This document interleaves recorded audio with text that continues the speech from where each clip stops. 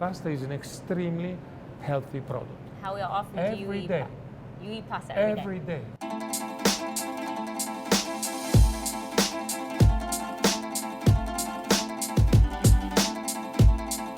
When you hear pasta is unhealthy, how do you react?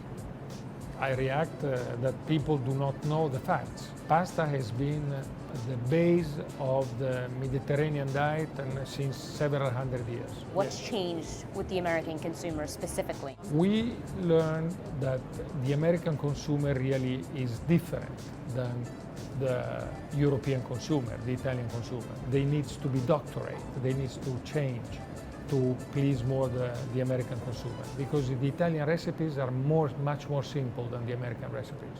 Why aren't you taking what has worked in Italy for so long, like a more simple recipe, and bringing it here rather than engineering a product that Americans like but maybe shouldn't be eating? But our sauces, they do not contain more sugar than all the rest of the producers. Well, it's 8 grams per, half cup, which is pretty significant.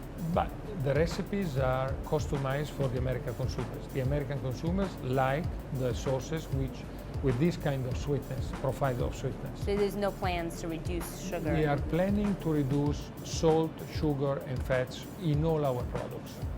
The amount of sugar that we utilize, it is not an important amount of sugar. It's something which is insignificant on the overall ingredients. An increasing number of people are quitting all gluten Yes. and turning away from it. Is this a long-term change, shift in the way people eat, or is this a trendy thing that has no basis? I think there are some people which are severely intolerant. But that's a small. It's a small part of the population.